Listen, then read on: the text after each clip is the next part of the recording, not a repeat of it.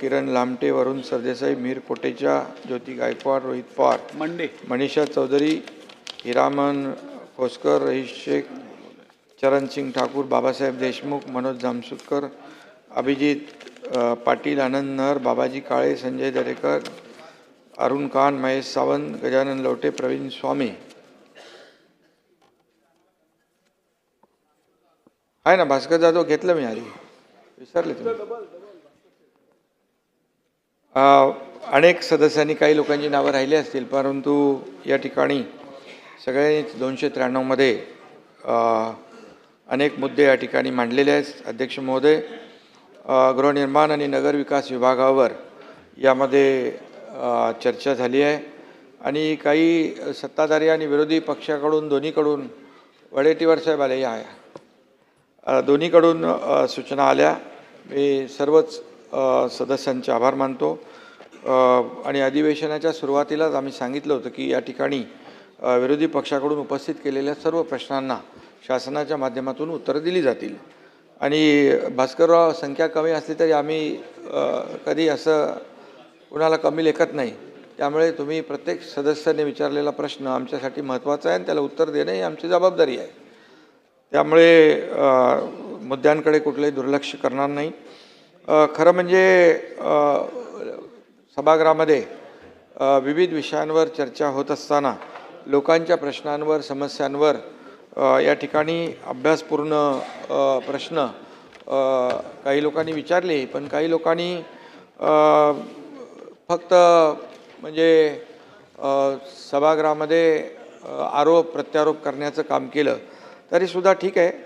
आणि काही लोकांनी अर्धवट माहितीच्या आधारे देखील मुद्दे या ठिकाणी मांडले. तर त्यामध्ये तरीसुद्धा जे प्रश्न विचारलेले आहेत आणि त्याला उत्तर देण्याचं काम या ठिकाणी माझं आहे. आणि म्हणून स्थानिक स्वराज्य संस्थांच्या बाबतीमध्ये देखील, निवडणुकांच्या बाबतीत देखील चर्चा या ठिकाणी उपस्थित केली. स्थानिक स्वराज्य संस्थांच्या निवडणुका होत नसल्याने या संस्थांवर काही वर्षांपासून शासनाचं नियंत्रण आहे आणि प्रशासक नेमल्यामुळे कामं होत नाहीत, असं विजय वडेट्टीवार साहेबांनी देखील मुद्दा उपस्थित केला.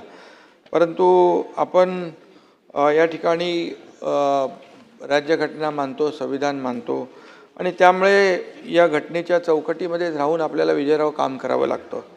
आणि म्हणून आपणही राज्यघटनेचा, संविधानाचा आदर करतो. आणि म्हणून सरकारच्या मनात आलं म्हणून स्थानिक स्वराज्य संस्थेच्या निवडणुका रोखून धरल्या असं काही झालेलं नाही. आणि म्हणून या ठिकाणी मी सांगू इच्छितो विजयभाऊ आणि भास्करराव, आपल्याला याने विजयरावांना पण, की राहुल वाघ विरुद्ध महाराष्ट्र शासन या प्रकरणामध्ये सर्वोच्च न्यायालयाने 20 ऑगस्ट 2022 रोजी निवडणूक प्रक्रियेला जैसे ते ठेवण्याचे आदेश दिले होते. आणि स्थानिक स्वराज्य संस्थांच्या निवडणुका आपण राज्य शासन नाही तर राज्य निवडणूक आयोग घेत असतो, हे आपल्याला माहिती आहे. आणि त्यामुळे न्यायालयाच्या आदेशानुसार राज्य निवडणूक आयोगाला निवडणुका घेणं शक्य झालं नाही. आणि त्यामध्ये ओबीसी आरक्षण महत्त्वाचा मुद्दा होता आणि ओबीसीला आरक्षण मिळालं पाहिजे या स्थानिक स्वराज्य संस्था निवडणुकांमध्ये, ही आपल्या सगळ्यांचीच भावना आहे. आणि त्यामुळे सरकारने देखील जे काही प्रयत्न केले आपल्याला माहीत आहे. आणि त्यामुळे या ठिकाणी आरक्षण आपल्याला मिळालं पाहिजे, टिकवलं पाहिजे आणि त्यासाठी प्रयत्न केले आणि त्यामध्ये यशही आलं. आणि म्हणून 6 मे 2025च्या एका आदेशानुसार अध्यक्ष महोदय, सर्वोच्च न्यायालयाने या निवडणुका घेण्याबाबत निर्देश दिलेत आणि त्याप्रमाणे निवडणुका होतील. आणि ओबीसीला न्याय न देता निवडणुका होणं तुम्हालाही अपेक्षित नव्हतं आणि आम्हालाही नव्हतं. त्यामुळे या आरक्षणाशिवाय निवडणुका कोणालाही नको आहेत आणि नको होत्या. आणि त्यामुळे या निवडणुका आता होतील. निवडणूक आयोगाने देखील निवडणूक आयोगाने प्रोग्राम डिक्लेअर केला आहे. प्रोग्राम डिक्लेअर केला, प्रक्रिया सुरू झालेली आहे. आणि नगरपरिषद आणि नगरपंचायतीच्या प्रभाग रचनांचं काम देखील सुरू झालं आहे. आणि 10 जून 2025 रोजी नगरविकास विभागाने तसे आदेश देखील पारित केलेले आहेत. आणि सर्व प्रोग्रामप्रमाणे सर्व निवडणुका योग्य वेळी सगळ्या होतील. आणि विजयरावांना सगळं माहीत होतं, परंतु तरीसुद्धा त्यांनी ते मुद्दाम, आणि ओबीसी ओबीसीचा मुद्दा तुम्ही नेहमी महत्त्वाचा मांडलेला आहे की ओबीसीला यामध्ये न्याय मिळाला पाहिजे आणि यामध्ये ओबीसीला आरक्षण त्यामध्ये असलं पाहिजे आणि त्यामुळे आणि कोणी दुसऱ्या लोकांनी कोणी लहान सहान पोरांनी बोललं ठीक आहे पण तुम्ही नाही. हां हां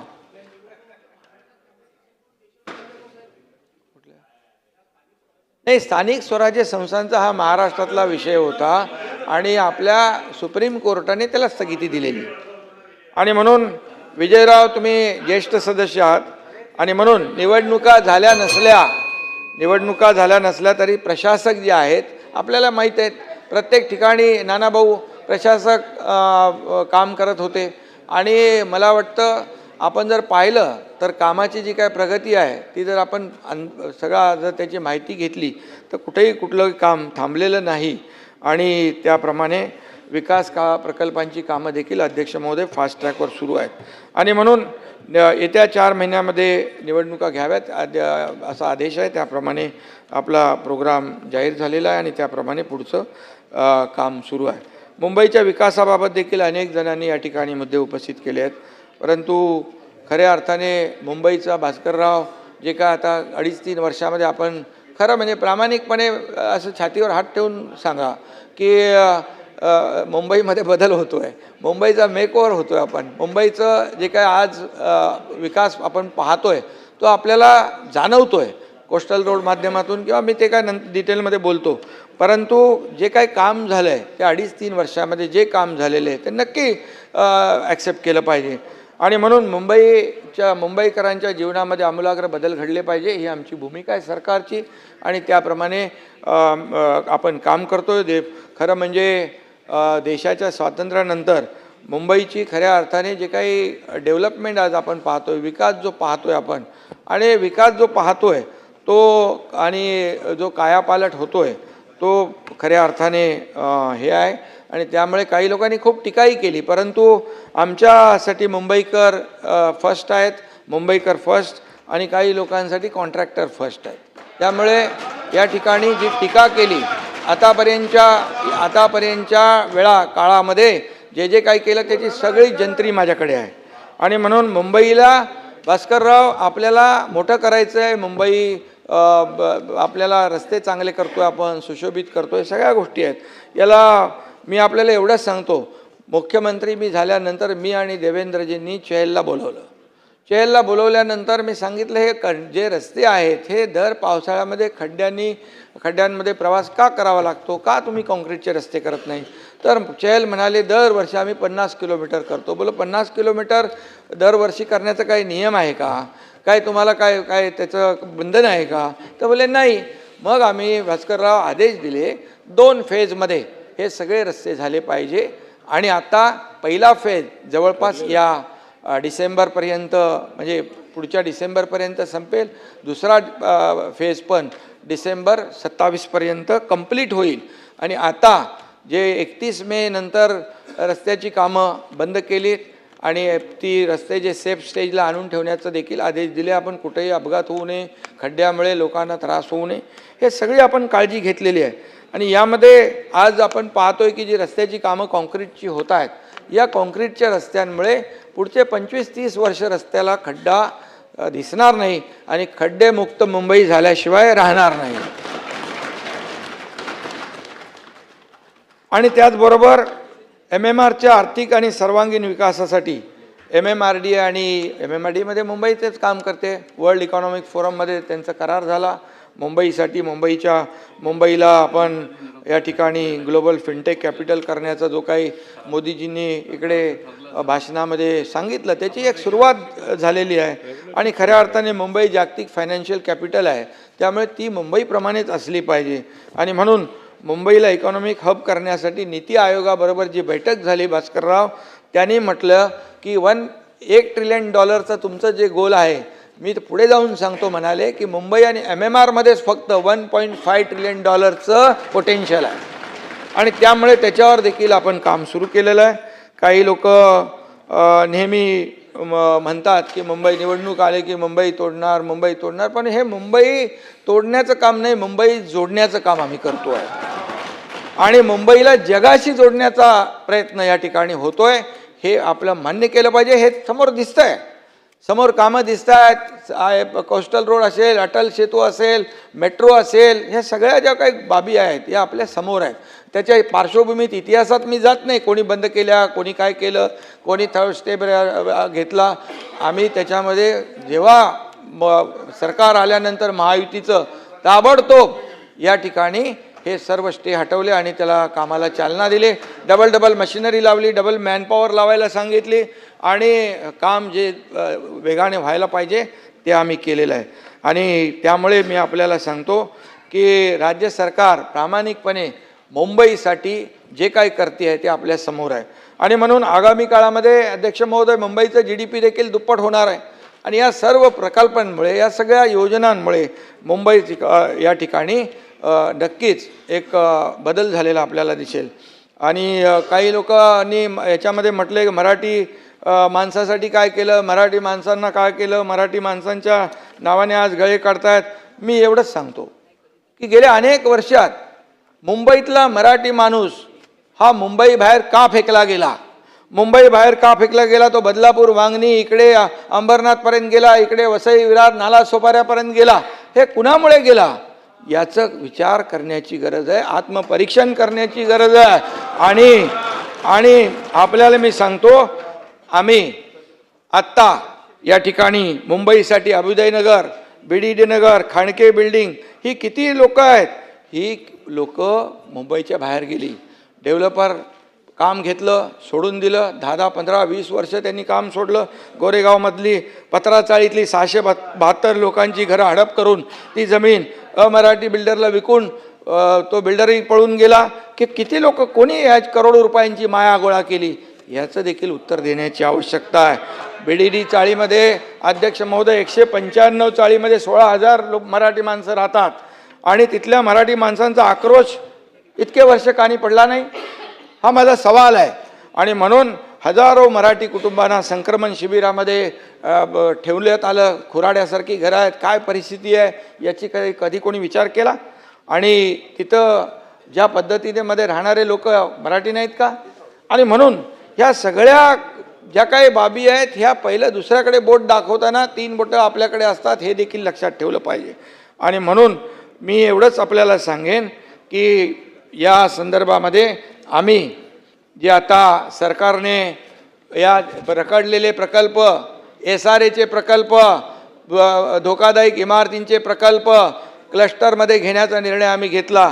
आणि आपल्याला मी सांगतो, आता म्हाडामध्ये जवळपास क्लस्टर पुनर्विकासाला 1400 हेक्टर क्षेत्रावरील 21 क्लस्टर आम्ही मंजूर केलेले आहेत. आणि त्यामध्ये डेव्हलपर नाही, बिल्डर नाही, यामध्ये आता जे रमाबाई नगर घाटकोपरचं आहे 17,000 घरं आहेत, तिथे कोण विकास करतोय? आता तिथे SRA आणि MMRDA करते. भास्करराव 1 रुपया भाडं नव्हतं दिलं, मी स्वतः 160 कोटी रुपयाचे भाड्याचे चेक वाटून आलो, तिथे कधी मिळाले नव्हते. आज 17,000 लोकांचा पुनर्विकास त्या ठिकाणी होऊ घातलेला आहे. त्याचबरोबर जवळपास 21 क्लस्टर आपण करतोय. आणि त्यामध्ये मग म्हाडा आणि SRA बरोबर MMRDA आहे, सिडको आहे, MSRDC आहे, MIDC आहे, त्याचबरोबर BMCच्या मुंबई महापालिकेच्या हद्दीतले जे प्रकल्प आहेत, मुंबई महापालिकेने ते प्रकल्प हाती घ्यायचे म्हणजे JV त्यामुळे हे सगळे सरकारी प्राधिकरणं आहेत. आणि म्हणून हे सरकारी प्राधिकरणं जे आहेत ते या ठिकाणी JV काम करतील. त्यामुळे या बाळासाहेबांचं जे स्वप्न होतं 40 लाख घरं मोफत द्यायची, काय आता आम्ही या सर्व मी जेव्हा मुख्यमंत्री होतो आणि आता देवेंद्रजींनी आम्ही मिळून या ठिकाणी असा निर्णय घेतलेला आहे की ही सगळे जी रखडलेले SRAचे प्रकल्प, रखडलेले धोकादायक इमारतींचे प्रकल्प हे JV करायचे. आणि JV हे शासकीय यंत्रणा ज्या आहेत त्यांनी करायचे. आणि म्हणून तुम्हाला सांगतो, मोतीलाल नगर, गोरेगाव, GTB नगर, सायन समूह क्लस्टर डेव्हलपमेंट बरोबर याच्या निविदा प्रक्रिया देखील आपण काढलेल्या आहे. त्या माध्यमातून सुमारे 4,900 भाडेकरूंना रहिवाशांचा पुनर्विकास होणार आहे.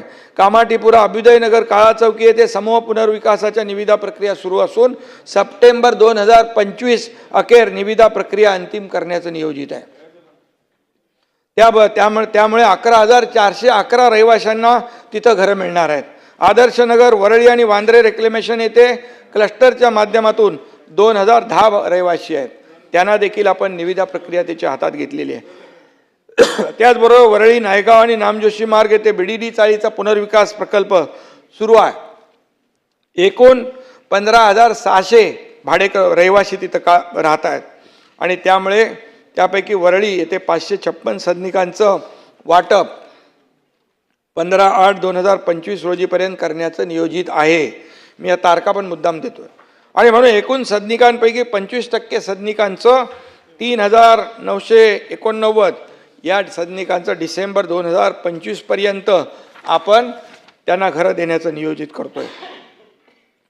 त्याचबरोबर पत्राचाळी तर 306 सदनिकांचा ताबा देण्यात आला. 672 पुनर्विकसित सदनिकांचा ताबा 15/8/2025 रोजीपर्यंत देण्याचं नियोजित आहे. आणि म्हणून या ठिकाणी MMRD आणि SRA यांच्या संयुक्त भागीदारी जॉईंट व्हेंचरमध्ये हे प्रकल्प आपण राबवतोय. आणि म्हणून त्याचबरोबर मुंबई शहरातील धोकादायक घोषित सेस प्राप्त इमारतींचा पुनर्विकास करण्यासाठी म्हाडा अधिनियमामध्ये कलम 79 अंतर्भूत करण्यात आला असून त्यामध्ये पुनर्विकासाकरिता 6 महिने जमीन मालकास, त्यानंतर मालकाने पुनर्विकास प्रस्ताव न सादर केल्यास भाडेकरूंना 6 महिने मुदत देऊन त्यांनी प्रस्ताव सादर न केल्यास म्हाडामार्फत भूसंपादन करून पुनर्विकास करण्यात येईल. म्हणजे संधी देऊन देखील जर काम केलं नाही तर म्हाडा ते प्रकल्प टेक ओव्हर करेल आणि स्वतः म्हाडा त्या ठिकाणी पुनर्विकास सुरू करेल. आणि म्हणून मालक विकासकाने अर्धवट सोडलेल्या ज्या उपकर प्राप्त इमारतींचा पुनर्विकास जो आहे त्या बाबतीत देखील म्हाडा अधिनियम 1976 मधील 91 नुसार भूसंपादन करून पुनर्विकास करण्यात येईल. हे मी सांगण्याचा उद्देश एवढाच आहे की हे जे काही रखडलेले प्रकल्प जे आहेत, हे रखडलेले प्रकल्प जर हे निर्णय घेतले नाहीत तर आणखी या ठिकाणी त्याला वेळ लागला असता आणि हे जे बाहेर गेलेले लोक हे बाहेरच राहिले असते. आणि म्हणून या ठिकाणी आम्ही बिलकुल लोकांच्या बाजूने शासन निर्णय घेत आहे. आणि त्याचबरोबर मी एवढंच सांगेन की आता आपण ज्या म्हाडाने अजय चौधरी इकडे आहेत आणि 388 इमारतींचा पुनर्विकास जो आहे DCPR 2034 मधील नवीन तरतूद 3324 बाबत जे आपण निर्णय घेतला, यामध्ये आता जे 2 बिल्डिंग एकत्र आल्या तर त्याला 5% आपण ज्यादा FSI, 3 बिल्डिंग आल्या तर 8%, त्यापेक्षा जास्त बिल्डिंग एकत्र आल्या तर 15% आपण त्यामध्ये FSI ज्यादा देण्याचा देखील निर्णय घेतला आहे. त्यामुळे त्या इमारतींचा पुनर्विकास शक्य होणार आहे. आणि म्हणून 388 इमारतींच्यासाठी देखील आपण 33/7 प्रमाणे एकदा झालेला पुनर्विकास त्याला पुन्हा 30 वर्षांनंतर काही नियम नव्हता, पुनर्विकासाचा मार्ग खुंटला होता, तो देखील आपण ओपन केला आणि अगदी 33/7 प्रमाणेच त्याला त्याचे फायदे देण्याचा निर्णय देखील आपल्या सरकारने घेतलेला आहे.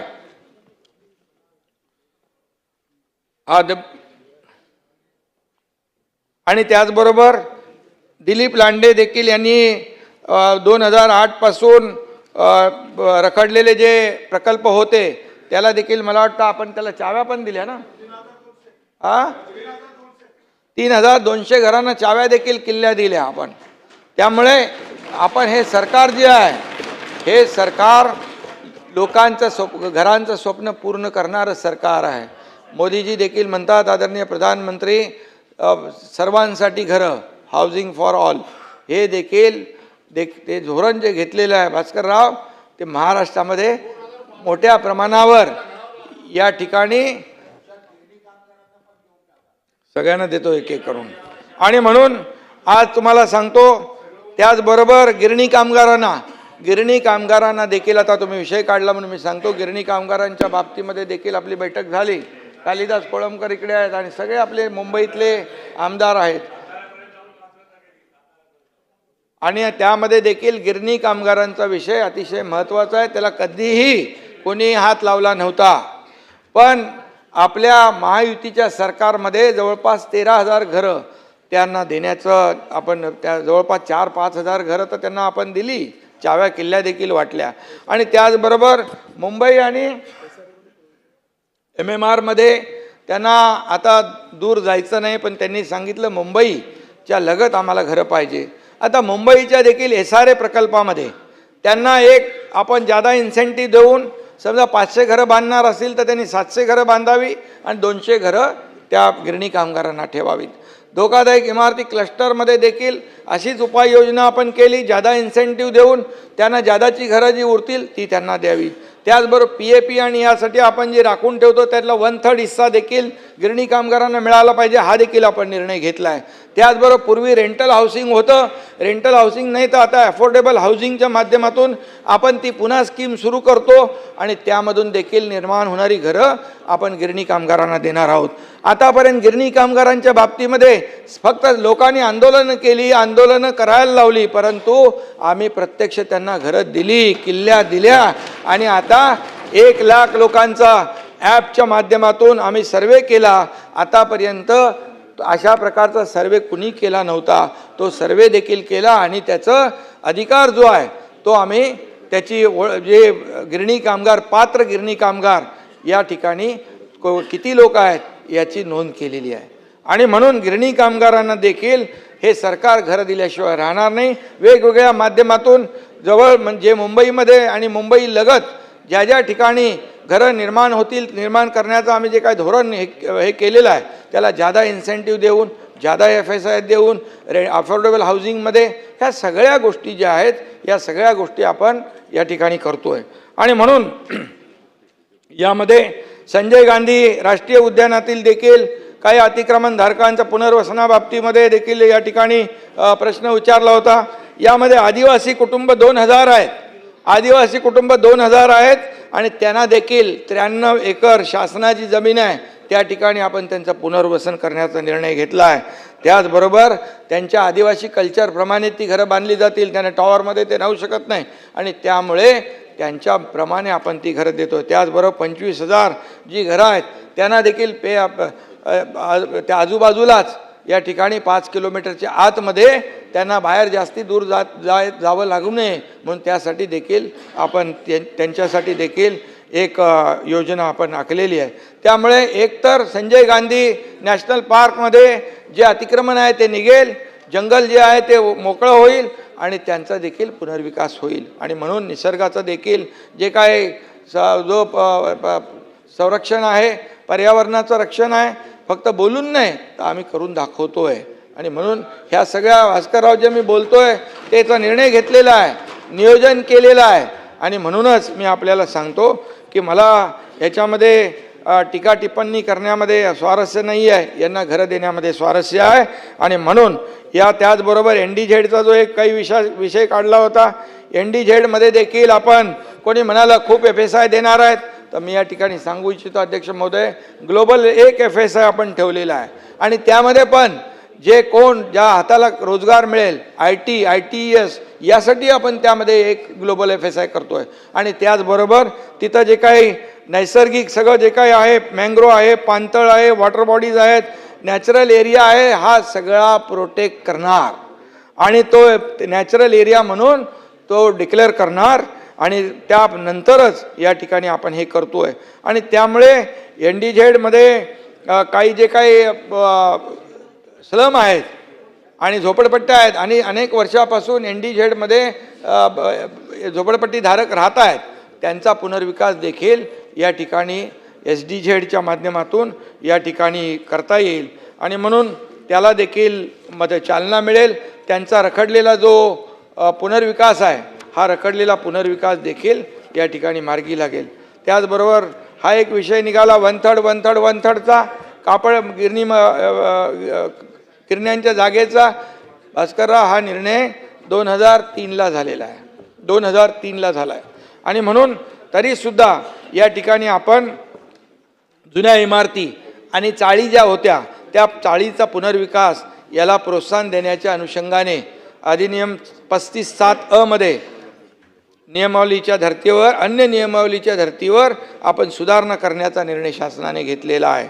आणि त्यासंबंधी महाराष्ट्र प्रादेशिक नगररचना अधिनियम 1966चं कलम 37(1) क अन्वये फेरबदलाच्या सूचना निर्गमित करण्यात येत आहेत आणि सदर सुधारणांमुळे कापड गिरण्यांच्या जागेवरील जुनी घरं आणि चाळींच्या पुनर्विकासाला चालना मिळेल, हे देखील आपण केलेलं आहे.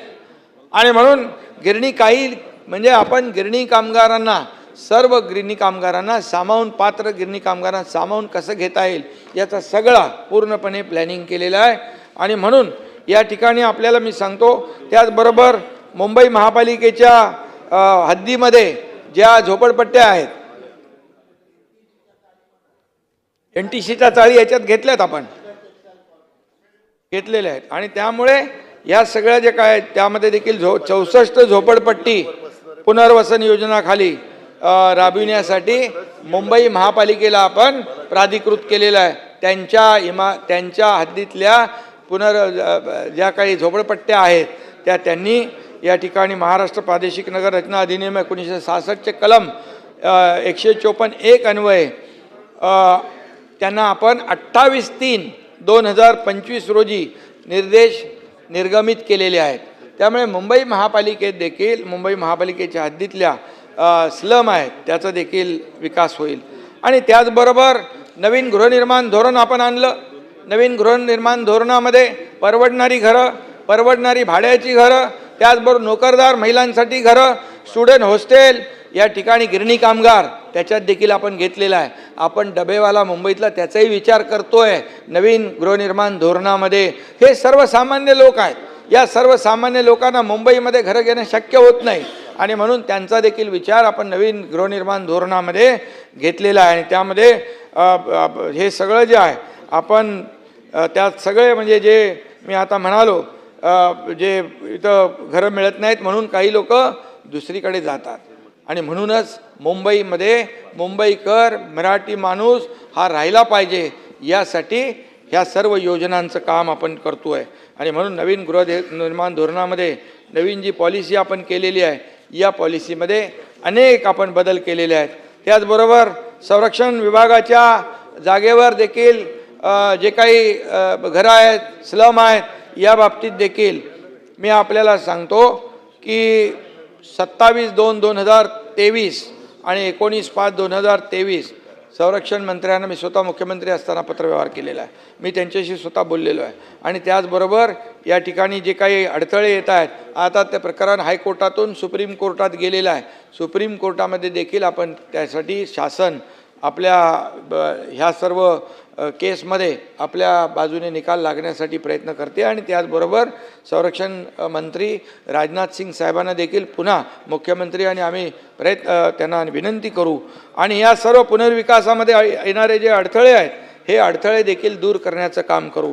मनीषा ताईंनी तो काय तिथला आपला त्यांचा रडार आणि याचा एक विषय होता, त्या बाबतीमध्ये देखील मी स्वतः राममोहन नायडू एव्हिएशन मिनिस्टर त्यांच्याशी देखील चर्चा आपली चालू आहे. आणि म्हणून या सगळं जे आहे मुंबईमध्ये ज्या काही केंद्र सरकारशी निगडीत जे प्रश्न आहेत हे सगळे प्रश्न मुख्यमंत्री महोदय आणि आम्ही मिळून यासाठी प्रयत्न करू आणि त्या ठिकाणी मार्ग काढण्याचा प्रयत्न करू. त्याचबरोबर या ठिकाणी फनेल झोन जो आहे, फनेल झोनच्या संदर्भामध्ये देखील या ठिकाणी अनेक सदस्यांनी चर्चा केली. फनेल झोनमुळे हाईट रेस्ट्रिक्शनमुळे वरती जाता येत नाही, आपल्याला हाईट वाढवता येत नाही. आणि त्यामुळे हे आपण फनेल झोनमधली घरं लाखो लोक राहत आहेत आणि फनेल झोन हा विषय अतिशय मुंबईकरांच्या दृष्टीने किती आमदार आहेत त्यांच्या दृष्टीने अतिशय महत्त्वाचा आहे. आणि म्हणून फनेल झोनमध्ये भास्करराव आतापर्यंत कधी कुणीही, कारण फनेल झोन आहे त्याच्यावर आम्ही काय करणार असंच करून सगळे थांबले. परंतु आपल्या सरकारने, मी नगरविकास मंत्री असताना त्याला चालना दिली. आता मुख्यमंत्री काळामध्ये आता त्यामध्ये आम्ही असं ठरवलं आहे, जेवढं वरती जाता येणार नाही तेवढा त्यांना TDR आम्ही देऊ आणि TDR देऊन तो TDR ते मार्केटमध्ये विकतील आणि त्यांना नो लॉस नो प्रॉफिटमध्ये ते फनेल झोनमधल्या घरांचा विकास करता येईल. आणि त्यामध्ये देखील 50% प्रीमियम आहे. काही लोकांची मागणी आपल्या लोकांची होती हे प्रीमियम कमी करावा, तो प्रीमियम देखील 50%वरून म्हणजे 100%चा 50% केला आहे, परंतु 50%चा देखील 10% करावा अशा प्रकारची मागणी होती. ती 10% आपण करतोय आणि त्यामुळे त्यांचा पुनर्विकासाचा मार्ग मोकळा होईल. त्यामध्ये देखील जो FSI आपण देतोय तो बेस वर देतोय आणि त्या पोटेन्शियलवर FSI पाहिजे अशी मागणी आपण काही लोकांनी केली होती आणि त्या बाबतीत देखील बेस प्लस इन्सेंटिव्ह यावर FSI देण्याचा निर्णय आपण घेतला आहे. तर जवळपास त्यांचं पुनर्विकासाचं काम मार्गी लागेल आणि फनेल झोनमध्ये देखील लाखो लोक जे आज राहत आहेत त्यांच्या डोक्यावरची टांगती तलवार आहे ती देखील दूर करण्याचा निर्णय आपल्या सरकारने घेतलेला आहे. आणि त्यामुळे अशा मुंबईसाठी देखील खूप मोठ्या प्रमाणावर या ठिकाणी आपण योजना करतो. युनिफाईड DCPRमध्ये अनेक बदल आपण केलेले आहेत आणि अनेक बदल आपल्याला जर करावे लागले तरीसुद्धा ते बदल केले जातील. कुठल्याही परिस्थितीमध्ये या ठिकाणी मुंबईमधला किंबहुना मुंबईतला पुनर्विकास, रखडलेला पुनर्विकास, त्यामध्ये नियम, अटी, शर्ती ज्या काय आपल्याला पुनर्विकासासाठी बदलाव्या लागतील ते सुलभ आणि सोप्या कराव्या लागतील ते करण्याचं देखील मानसिकता सरकारची आहे, जेणेकरून मुंबई बाहेर फेकलेला मुंबईकर पुन्हा मुंबईत येईल आणि मुंबईमध्ये तो आपल्या स्वतःच्या घरामध्ये राहू शकेल. हा सरकारचा निर्णय आहे आणि ते मला वाटतं हा एक लोकांच्या दृष्टीने महत्त्वाचा या ठिकाणी निर्णय. आणि म्हणूनच क्लस्टरच्या माध्यमातून क्लस्टर काय लोक म्हणतात स्टँड अलोन बिल्डिंग बांधली तर त्याला ओपन स्पेस मिळणार नाही, त्याला गार्डन मिळणार नाही, त्याला क्लब हाऊस मिळणार नाही, त्याला ग्राउंड मिळणार नाही, त्याला वैद्यकीय सुविधा मिळणार नाही. आणि म्हणून क्लस्टरच्या माध्यमातून आपण SRAच्या योजना असतील किंवा धोकादायक इमारतींचं क्लस्टर केलं तर या सर्व योजना म्हणजे शहरामध्ये विकसित शहर अशा प्रकारची ही भूमिका सरकारची आहे क्लस्टरच्या माध्यमातून. आणि त्यामध्ये देखील आपण जॉईंट व्हेंचर जे आहे आपल्या शासकीय प्राधिकरणं आहेत त्यांच्यासोबत आपण करतोय. त्यामुळे त्याचबरोबर आपले प्रवीण दरेकर यांनी देखील एक अहवाल सादर केलेला आहे स्वयंपूर्ण विकास, स्वतः सोसायटीने स्वयंपूर्ण विकास करायचा, याला देखील शासनाने प्राधान्य दिलेलं आहे.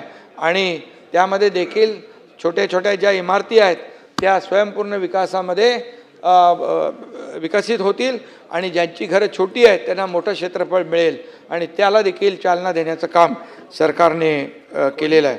आणि म्हणून खऱ्या अर्थाने मी आपल्याला एवढंच सांगतो, हे सगळं जे काही शासनाने निर्णय घेतलेले आहेत हे आतापर्यंतच्या निर्णय, कोळीवाड्याच्या बाबतीमध्ये देखील आपण निर्णय घेतलेत. कोळीवाड्याचा पुनर्विकास झाला पाहिजे, त्याचा सर्व तिथल्या ज्या काही अडचणी आहेत त्या दूर झाल्या पाहिजे. आणि या सगळ्या ज्या काय ह्या अडचणी दूर करण्यासाठी युनिफाईड DCPRमध्ये जे बदल घडवायचे आहेत हे बदल घडवण्याचं काम या ठिकाणी सरकारच्या माध्यमातून आपण करतो आहे. आणि म्हणून धारावीचा देखील विषय काही लोकांनी घेतला आहे. धारावीमध्ये देखील 1,40,000 झोपड्यांचं सर्वेक्षण झालेलं आहे. मला एवढंच सांगायचं आहे की जवळपास हा जो प्रकल्प आहे हा देशातला नाही जगातला मोठा प्रकल्प आहे. आणि धारावीमध्ये काय परिस्थितीमध्ये लोक राहतात, कशी परिस्थिती राहतात बघा जाऊन. त्या ठिकाणी गटारं बाहेर ओपन आहेत, शौचालयाच्या बाजूला लोक राहत आहेत, घाण सगळं दुर्गंधी आहे, ते काय माणसं नाहीत. आणि मग अशा परिस्थितीमध्ये बिल्डरच्या घशात जागा घातली. अरे बिल्डरच्या घशात नाही, तो DRPला जागा देतो आपण. DRP म्हणजे धारावी रिडेव्हलपमेंट प्रोजेक्ट, त्यामध्ये सरकार पण देखील भागीदार आहे. आणि त्यामुळे हे पहिलं तर समजून घेतलं पाहिजे की आपण सगळं जे काय करतो ते अदानीला देतोय अशी वस्तुस्थिती नाही आहे. त्या ठिकाणी आज सर्वेक्षण करून लोकांना कळलेलं आहे की बाबा इथं आमचा पुनर्विकास होईल. आणि या ठिकाणी मला एवढंच सांगा की अध्यक्ष महोदय, यामध्ये पूर्वी जो सेकलिंग नावाचा जो विकासक होता त्याला काढला कोणी, का काढला, कशासाठी काढला हे देखील सगळ्यांना माहीत आहे. आणि त्यामुळे मी आपल्याला एवढंच सांगतो की जे कोणी लोक राहत आहेत त्यांचं जीवनमान अतिशय वाईट आहे आणि म्हणून अतिशय वाईट आहे. आणि म्हणून धारावीतल्या लोकांनी देखील स्वतःचा पुनर्विकास जो आहे हा कुणामुळे अडतोय, आपल्याला जीवनमान आपलं जर खऱ्या अर्थाने. आणि पूर्वी निर्णय जेव्हा घेतला पूर्वीच्या सरकारने आम्ही यायच्या अगोदर, त्यावेळेस फक्त पात्र घरांना घरं द्या म्हणून होता. आम्ही आल्यानंतर पात्र अपात्र सगळ्यांना घरं देण्याचा निर्णय आपल्या सरकारने घेतलाय. म्हणाल त्याला एवढा TDR दिला त्याची मोनोपॉली होईल. TDRला कॅपिंग नव्हतं, महायुती सरकारनं त्याला कॅप लावली. कुठल्याही परिस्थितीमध्ये कुणाची एकाची मोनोपॉली राहता कामा नये हा देखील निर्णय आपण घेतला. आणि आता त्या ठिकाणी प्रत्यक्ष जी रेल्वेची जागा केंद्राकडून मिळाली तिथं प्रत्यक्ष भास्करराव विजयराव काम सुरू झालेलं आहे, प्रत्यक्ष काम सुरू झालंय जी रेल्वेची जागा मिळाली। का त्याला विरोध करायचा? आपल्याला मोठमोठे बंगले पाहिजे, चांगली घरं पाहिजे, सगळं पाहिजे आणि त्यांनी खितपत पडायचं त्याच्यामध्ये। आता जर घरं झाली 1.5 लाख 2 लाख, त्या घरांमध्ये तिथे व्यवसाय करतात, किती मोठी इंडस्ट्री आहे त्या ठिकाणी, सगळे लोक रोजगार बघून बाहेरून बघायला लोक येतात, काय धारावी आहे। आता घरं झाल्यानंतर एक घर कमीत कमी 1 कोटीचं होईल। का त्या माणसाला आपण वंचित ठेवतो विकासापासून? आम्हाला कोणाशी डेव्हलपरशी घेणं देणं नाही, परंतु आज धारावीमध्ये 1-1.5-2 लाख लोक जी खितपत पडलेली आहेत, जी अतिशय दुर्गंधीमध्ये राहतात, नरक यातना भोगतात, त्यांच्याबद्दल कधी विचार होणार की नाही? आणि म्हणून या ठिकाणी कुठल्याही परिस्थितीमध्ये जी जमीन कोणाला आपण देतोय पुनर्वसनासाठी, डेव्हलपरला देत नाही, DRPला देतोय। DRP म्हणजे धारावी रिडेव्हलपमेंट प्रोजेक्ट। आणि म्हणून या ठिकाणी जे काय त्याचं प्रेझेंटेशन बघा। आणि माझी एवढीच इच्छा आहे की या ठिकाणी ज्या पद्धतीने लोक राहत आहेत, ज्या घरामध्ये ते राहत आहेत, त्याच्या आजूबाजूची परिस्थिती बघा, तिथली रोगराई बघा, त्यांचं जीवन बघा आणि मग ठरवा त्याला विरोध करायचा की काय करायचं। आणि म्हणून या ठिकाणी आज अनेक लोकांनी त्याला सहकार्य केलेलं, ज्यांना कळलं की या ठिकाणी रस्ते होतील, आज असे बोळ आहेत, बारीक बारीक बोळ, त्यामधून जाणार कसा? गणपतीमध्ये मी गेलो होतो, मला राहुल शेवाळे घेऊन गेले होते, कसे राहतात लोक, कसे तिथे जीवन जगतात, हा देखील विचार केला पाहिजे। आणि म्हणून मी एवढंच सांगतो, या ठिकाणी रेल्वेच्या जागेत काम सुरू झालंय, हा प्रकल्प जो आहे याचा मास्टर प्लॅन बघा आणि त्यानंतर टीका करा। आणि म्हणून मराठी मतदानाच्या आधी मराठी म्हणायचं मी आणि तू, आणि निवडून आल्यावर म्हणायचं मराठी माणसाला कोण रे तू। आणि अशी परिस्थिती आमची नाही आहे, असं आमचं नाही भूमिका। अरे त्याच्या मागं उभे राहा, त्याच्या पाठीशी उभे राहा, तर सांगा। आणि म्हणून हे सगळे साठे लोटे डेव्हलपर बरोबर झालेले कोणाचे आहेत याचा देखील विचार केला पाहिजे। आणि म्हणून या ठिकाणी फक्त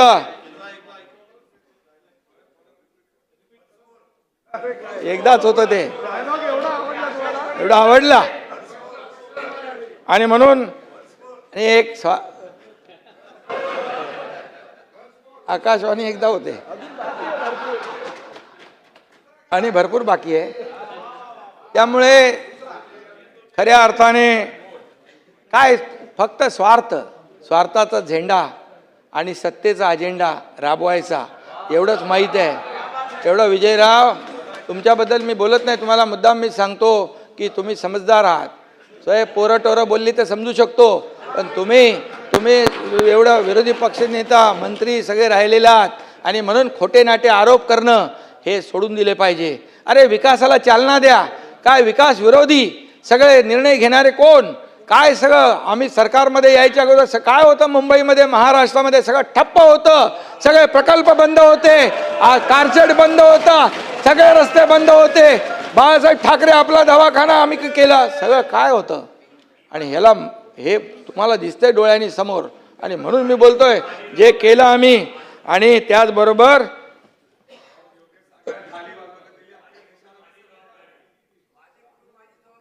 आणि बांगलादेशी रोहिंग्यांच्या पाठीशी कोण राहिलं? मराठी माणसाला ठेंगा दाखवण्याचं काम आतापर्यंत केलं। आणि म्हणून मी या ठिकाणी सांगतो, मुंबईमध्ये बांगलादेशी झोपड्या किती वर्ष सरकार, किती वर्ष सत्ता मुंबई महापालिकेची राबवली, कोणी त्यांना नळ कनेक्शन दिलं, कोणी त्यांना सुविधा दिल्या, हे सगळं आहे। आणि म्हणून मी यासाठी जास्त काय आरोप आपल्याला मला करता येत नाही, करू नये। आणि मी एवढंच सांगतो की भ्रष्टाचाराचे आरोप केले, कोणावर भ्रष्टाचाराचे आरोप करता? अरे कोविडमध्ये खिचडी चोरणारे, डेड बॉडी बॅग चोरणारे, हो कोविडमध्ये कोणावर आरोप करता तुम्ही? कोविड सेंटर जिथे डॉक्टर नाहीत, जिथं पेशंट नाहीत, त्याच्यावर पैसे काढले। रस्त्यावर रस्ता बनवणारा कॉन्ट्रॅक्टर, कपड्याचा व्यापारी, त्याला कोविड सेंटर बनवायला दिलं, कोणावर आरोप करता भ्रष्टाचाराचे? आणि म्हणून मी एकच सांगतो, यामध्ये सांगा ना हे कॉन्क्रीटचे रस्ते सुरू झाले, कॉन्क्रीटचे रस्त्याचं ऑडिट करा, हे करा. अरे बिलकुल करायलाच पाहिजे. कॉन्क्रीटचे रस्ते सुरू झाल्यानंतर 25 वर्ष दुरुस्ती नाही त्याच्यामध्ये. मग दरवर्षी दुरुस्ती करून काळ्याचं पांढरं करून त्यामध्ये दुरुस्तीच्या नावाखाली पैसे काढायचं काम कोण करत होतं? अरे आम्ही तर डीप क्लीन ड्राईव्हने रस्ते धुवायला गेलो, तुमच्या लोकांनी तर त्याच्या तिजोऱ्या धुतल्या आतापर्यंत. बोलायला आम्हाला पण येतं, आम्हाला पण बोलायला येतं. मिठीमध्ये मिठीतला गाळ कोण काढतोय? कोण आहे कॉन्ट्रॅक्टर?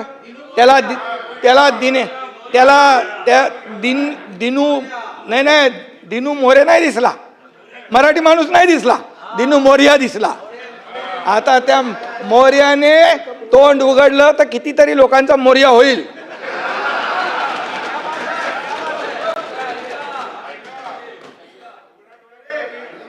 आणि म्हणून बोलताना आरोप करताना असे आरोप करा कि जो शीशे के घर में रहता है वो दूसरे के घर पे पत्थर नहीं फेंका करता. अरे आम्ही लोक प्रामाणिकपणे काम करतोय.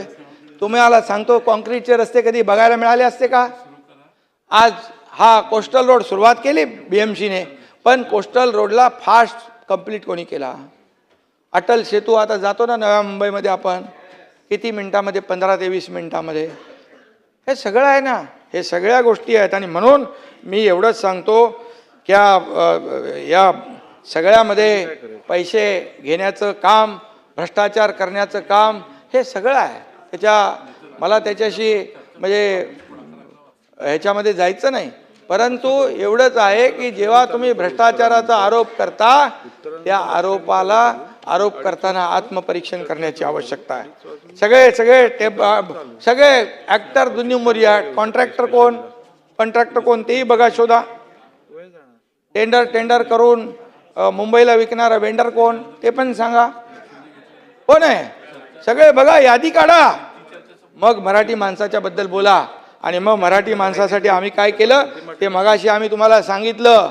मराठी भाषा असेल, अभिजात भाषेचा दर्जा असेल, विश्व मराठी साहित्य संमेलन असेल, सगळं असेल, जे केलं मराठी माणसासाठी ते खुलेआम केलंय. आणि म्हणून खऱ्या अर्थाने या एवढ्या वर्षामध्ये मुंबईची स्थिती जी आहे, एवढे पैसे असताना म्हणाले डिपॉझिट गेलं, डिपॉझिट संपलं, एवढी कामं करून सुद्धा भास्करराव या ठिकाणी एवढी कामं सगळी केली लाखो ह्याची, तरी सुद्धा ते डिपॉझिट कुठल्याही परिस्थितीमध्ये जे आहे, ज्या पद्धतीने आरोप करतात तसं काही नाही, ही वस्तुस्थिती आहे.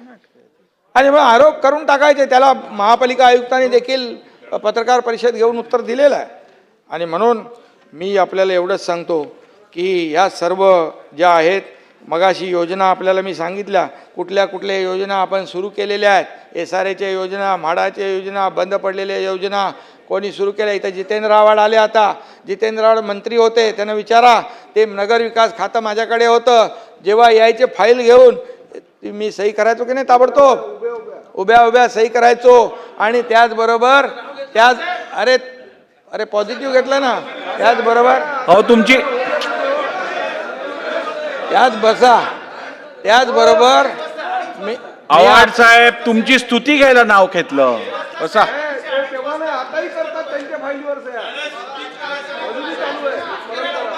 आणि म्हणून अध्यक्ष महोदय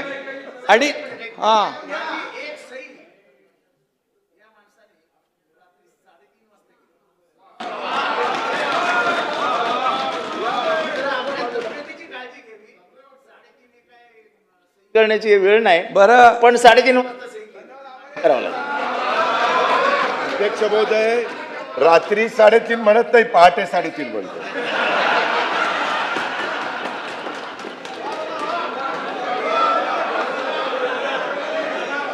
आणि म्हणून या ठिकाणी जे काम केलं ते काम बोलतंय. आणि काम बोलतंय म्हणूनच महायुतीला झालेल्या विधानसभेमध्ये लँडस्लाइड मॅन्डेट या महाराष्ट्रातल्या जनतेने दिलं. अरे मी इथंच आहे, काही प्रॉब्लेम नाही आहे. आणि म्हणून या ठिकाणी तुम्ही यायच्या अगोदर आव्हाड साहेब, मी तुम्ही यायच्या अगोदर सांगितलं किती प्रकल्प रखडले होते, ते आपण कसे नियमामध्ये बदल केले, त्याच्यामध्ये आपण कसे चालना दिली हे मी सांगितलं. आणि हजारो लाखो घरं आता या मुंबईमध्ये होतील. मुंबईकर जो बाहेर गेलेला आहे तो पुन्हा मुंबईत येईल, ही भूमिका आपली होती. आणि म्हणून या ठिकाणी होऊन जाऊ द्या. काय तुम्ही पण काय केलं, आम्ही पण काय केलं, सांगा ओपन आपली चर्चा होऊ द्या. आणि म्हणून या ठिकाणी मुंबईसाठी, या मुंबईमध्ये आज मुंबईचे सफाई कर्मचारी अध्यक्ष महोदय मुंबई स्वच्छ करतात. खरा मुंबईचा हिरो सफाई कर्मचारी आहे असं मी म्हणायचो. डीप क्लीन ड्राईव्हला जायचो, नाले सफाईला स्वतः मुख्यमंत्री असताना मी गेलो आणि तेव्हा त्यांच्या वसाहतींमध्ये मी गेलो. त्या वसाहती एवढ्या म्हणजे दुर्लक्षित होत्या. सर्व 26च्या 26 या ठिकाणी सफाई कर्मचाऱ्यांच्या वसाहती, 2 वसाहती 3 वसाहती पूर्ण कंप्लीट झालं त्याचं काम. आता बघायला आपण गेलो तर समाधान वाटतं, कारण शेवटी जो मुंबई स्वच्छ करतो त्याचं घर स्वच्छ, त्याला सर्व सुविधा पाहिजे. 26च्या 26 सोसायट्या आपण सगळ्या ॲम्युनिटी तिथं देतोय, तिथं ग्राउंड देतोय, तिथं अभ्यासिका देतोय.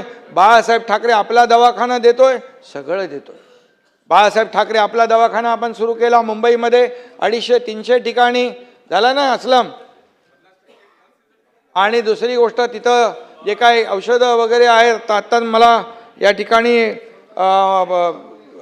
हे आले हिंदू हृदय सम्राट बाळासाहेब ठाकरे आपला दवाखाना या ठिकाणी पुढील 4 वर्षासाठी 1106 कोटी रुपये खर्च करण्यात येणार.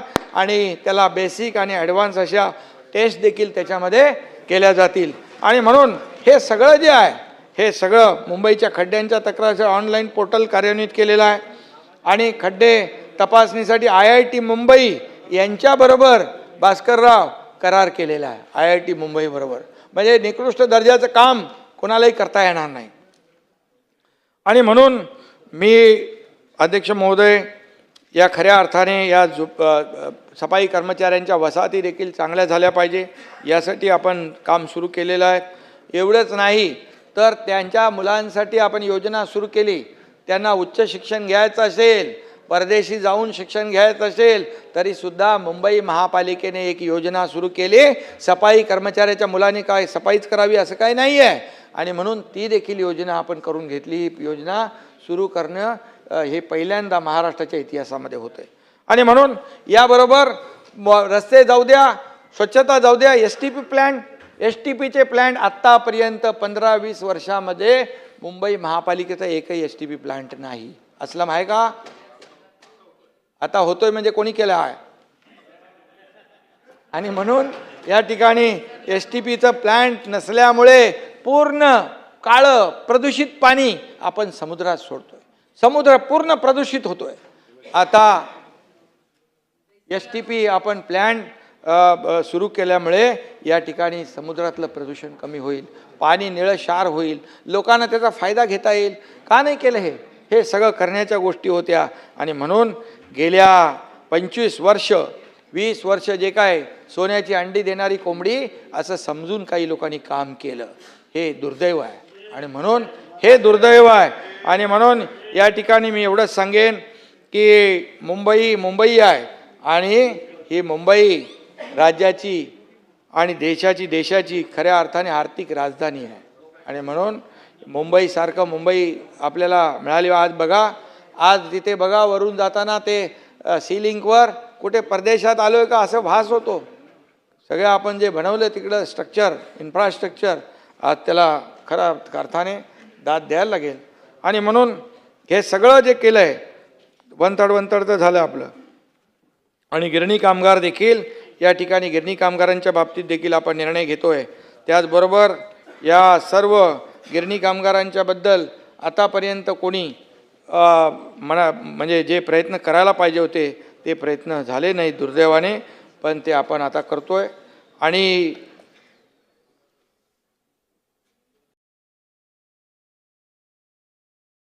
हे जे काय मुंबई आणि MMR, हे मुंबई आणि MMR जो आहे हा खऱ्या अर्थाने या विकासाला चालना देणार आहे. आता आपण अटल सेतू केला भास्करराव, अटल सेतू सुरू झाला. तिथं 2 तास लागायचे तर 20 मिनिटामध्ये मुंबईतला माणूस तिथे पोहोचणार एअरपोर्टला. आता मुंबई एअरपोर्ट ते नवी मुंबई एअरपोर्ट मेट्रो आपण सुरू करतोय त्या ठिकाणी तात्काळ पोहोचण्यासाठी. आणि आज त्या ठिकाणी ज्या पलीकडे जिथं लँडिंग होतं त्या भागामध्ये स्पोर्ट्स सिटी होती आहे, त्या ठिकाणी एज्युकेशन सिटी होती आहे, 5 मोठ्या नामांकित जगातल्या शैक्षणिक संस्थांबरोबर मुख्यमंत्र्यांनी करारनामे केले आहेत. हे सगळं त्या ठिकाणी होतं आहे. एअरपोर्ट झाला आहे, एअरपोर्ट आता त्याचं लोकार्पण होईल. आणि म्हणून ह्या सगळ्या गोष्टी ज्या आहेत या सर्व बाबी आपण पाहिल्या तर त्या देवेंद्र फडणवीस मुख्यमंत्री असताना मोदीजींच्या हस्ते काही प्रकल्पांची भूमिपूजनं झाली आणि आम्हाला आनंद आहे की त्याचा आज आपण पूर्णत्वास जातो आहे. मुंबई पुणे अजितदादा गेले, मुंबई पुणे हा जो ॲक्सेस कंट्रोल रस्ता आहे द्रुतगती मिसिंग लिंक जगातला रुंद टनेल आहे, जगातला 5+5 लेनचा. आता मुंबई पुणे अर्धा तास, भास्करराव, अर्धा तास ते अंतर कमी होणार आहे.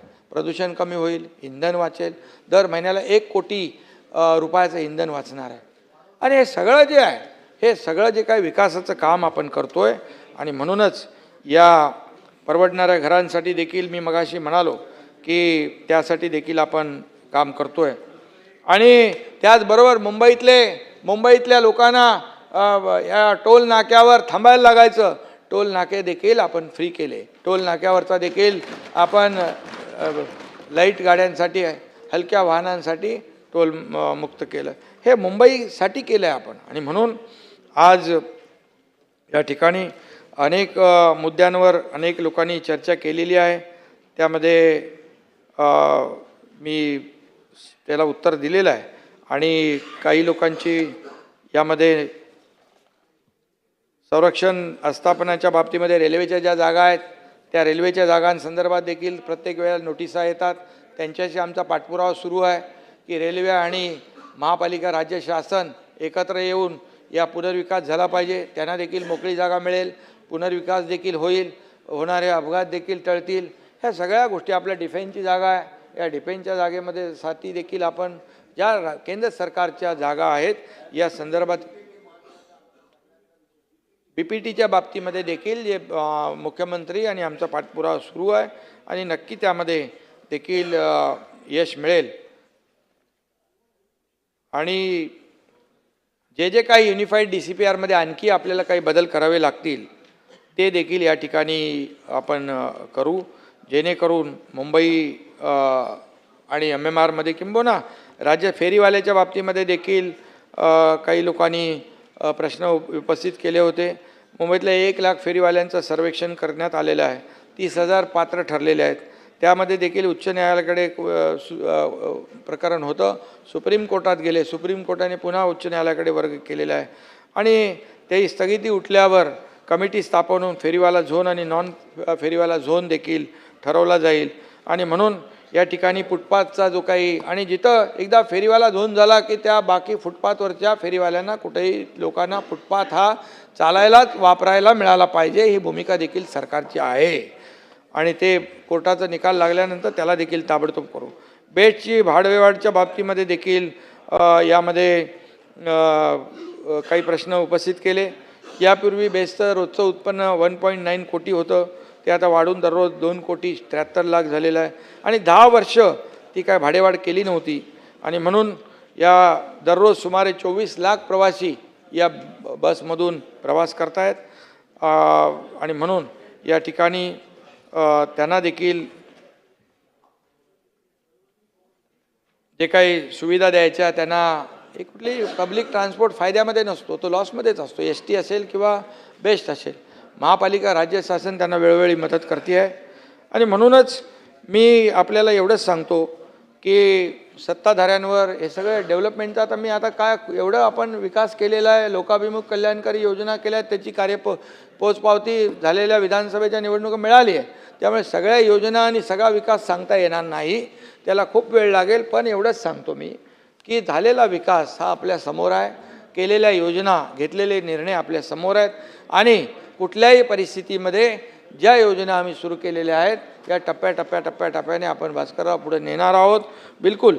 आणि म्हणून या ठिकाणी विरोधी पक्ष आणि सत्ताधारी पक्ष ही रथाची दोन चाकं आहेत. आम्ही कधी विरोधी पक्षाला कमकुवत समजत नाही, परंतु तुम्हाला सभागृहामध्ये निधी पण मिळेल. सभागृहामध्ये अरे आता सप्लिमेंटरीमध्ये आता झालं ना मिळेल. सभागृहामध्ये आपल्याला सभागृह हे प्रश्न मांडण्याचं ठिकाण आहे.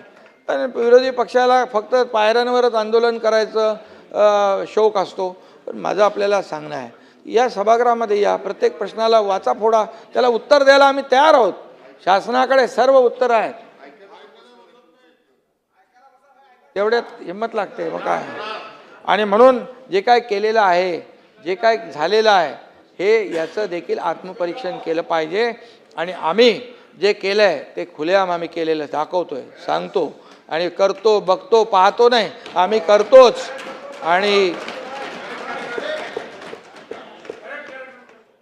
आणि अडवून दाखवतो ही आमची वृत्ती नाही. वाढवण बंदर किती मोठं वाढवण बंदर, ते तर ठीक आहे, डेव्हलपमेंट चालू आहे. त्याला 76,00,000 कोटी आदरणीय प्रधानमंत्री महोदयांनी दिलेले आहेत. त्याच्यामध्ये देखील मोठं तिकडे आपण विकसित करतोय. ते देखील एक मुंबई ते विरारपर्यंत आपण हा रस्ता घेऊन जातोय, सीलिंग घेऊन जातोय. आता बांद्रा ते वर्सोवा सीलिंग झाला की वेस्टर्न मुंबईची ट्रॅफिक कमी होऊन जाणार आहे. आणि म्हणून हे सगळं जे केलं आहे. आणि म्हणूनच मी आपल्याला एवढंच काय झालं, मला बोलून तर हो द्या, नंतर तुम्हाला. मला बोलायला सगळं येतं ना, माझ्याकडे पण सगळं आहे, चिट्टा पिट्टा सगळं आहे माझ्याकडे. परंतु मी मुद्द्यावर बोलतो. आणि मग अध्यक्ष महोदय, सत्ताधाऱ्यांनी विरोधी पक्षाने सत्ता पक्षावर बाबा जिथं चांगलं केलं चांगलं म्हणायची दानत ठेवा, जिथे काही चुकत असेल तर तिथं सूचना करा, काही प्रॉब्लेम नाही, आम्ही तुमच्या सूचनांचा आदर करू. आणि म्हणून या ठिकाणी एवढंच सांगतो, राज्याच्या होत असलेल्या विकासाकडे पाहताना डोळे बंद करून पाहिलं तर अंधारच दिसणार आहे, उजेड दिसणार नाही. आणि म्हणून विरोधी पक्ष म्हणून फक्त विरोधाला विरोध करू नका. खोट्या नाट्या आरोपांचा सिलसिला चालू ठेवला तर विनोदी पक्ष म्हणून लोक बोलू लागतील. विरोधी पक्ष नाही, विनोदी पक्ष म्हणून बोलतील लोक, तुम्हाला नाही बोलत. आणि म्हणून या ठिकाणी मी एवढंच सांगतो जाता जाता की आपण जे काही केलं आहे, जे तुम्ही जसं बोलाल, जे आपण आरोप कराल त्याला बेस असला पाहिजे, त्याला खऱ्या अर्थाने वस्तुस्थिती असली पाहिजे, वास्तवता असली पाहिजे. केलेलं काम आपल्या समोर आम्ही ठेवलेलं आहे. आणि म्हणून मी विरोधी पक्षाला एवढंच सांगेन की हे सभागृह जे आहे आणि अध्यक्ष नेहमी सगळ्यांना संधी देतात, किती प्रश्न, किती लक्षवेध्या, किती चर्चा यामध्ये करण्याची संधी देतात. आणि त्या संधीचा आपण लाभ घेतला पाहिजे. फक्त आपण स्टंट करून आणि आरोप करून या ठिकाणी लोकांचे प्रश्न सुटणार नाहीत आणि लोकांना न्याय मिळणार नाही. मग तर जाता जाता मी एवढंच सांगतो, एक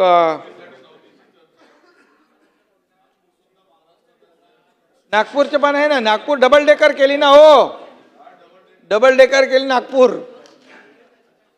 आणि म्हणून या ठिकाणी मी जाता जाता एक भास्करराव शेर बोलतो. गालिब बोलू का?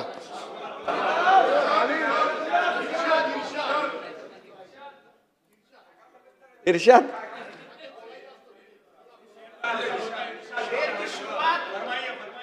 ईशा का दिशा, दिशा का ईशा का है?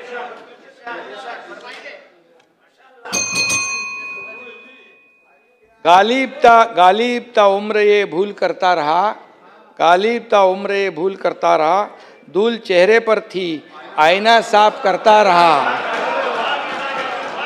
आणि इथं तुमच्या डोळ्यामध्ये धूळ आहे आणि म्हणून धूळ साफ करा डोळ्यावरची. स्वतःची फसवणूक करून घेऊ नका. जरा उघड्या डोळ्यांनी बघा, उघड्या डोळे बघा नीट, तर आपल्याला दिसेल महाराष्ट्र नीट. सभागृहाने या प्रस्तावावर चर्चा एक बसा बसा बसा ऐकून तर घ्या. ओ कशाला उभा राहिलो असं वाटेल, बसून घ्या, मी बोलल्यानंतर बोला. बसा. असं नाही चालणार. भास्करराव तुम्ही ऐका तर खरं. अहो ऐका तर खरं.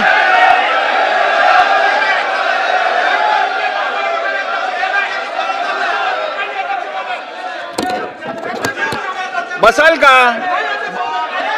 ऐकायचं नाहीये का? ऐकायचं नाहीये का? या चर्चेला सुरुवात आणि चर्चा सादर केलेली आदित्य ठाकरेंनी. ते असतील तर त्यांना राईट टू रिप्लाय मी देईन. नियमाच्या बाहेर जाऊन मी राईट टू रिप्लाय देणार नाही.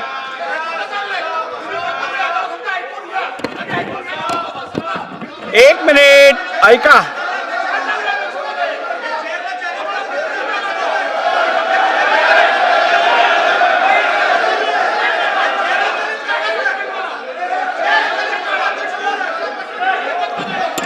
असं नाही चालणार भास्करराव.